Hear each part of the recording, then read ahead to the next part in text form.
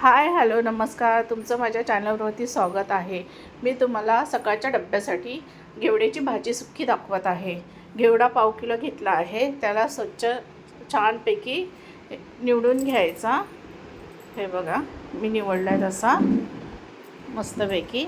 हे बघा घेवड्याच्या शेंगा आतून खराब पण असतात, मग त्याला 2-3 पाण्याने घेवडा स्वच्छ धुवून घ्यायचा. आता त्यास टाकण्यासाठी हे सर्व इन्ग्रेडियंट्स दाखवले आहे. आता मी कढईत तेल ओतून घेते. हे बघा तेलही थोडंच टाकायचं. बघा तेल गरम झालं की राई टाकायची, जिरं लाल झालं की कांदा कढीपत्ता टाकायचा. हे बघा कांदा कढीपत्ता हे बघा चांगला छानपैकी लाल झाला की लसूण टाकलाय. लसूणही छान तेलात परतून घ्यायचा. हिंग टाकलाय, हळद टाकून घेते, लाल मसाला टाकून घेतला आणि मसाले जळू नये म्हणून थोडंसं पाणी टाकून घेतलं आहे आणि त्याच्यामध्ये तेल सुटेपर्यंत परतून घ्यायचं. आता मी घेवडा टाकून घेतला आहे. हे बघा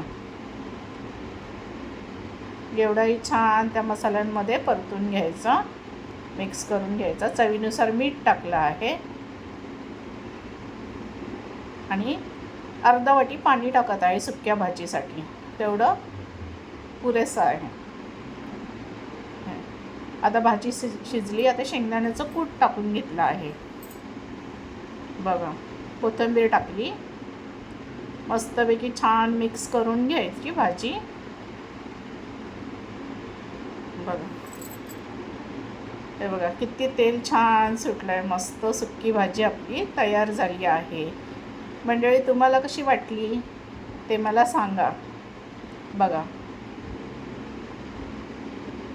तुम्हाला जर माझी रेसिपी आवडत असेल तर मला कमेंट, सबस्क्राईब, लाईक करा.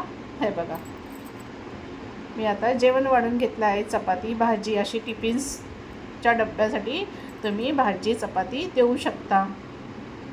मस्त दुपारच्या जेवणातही करू शकता, संध्याकाळी करू शकता. अशी सुंदर घेवड्याची भाजी छान लागते.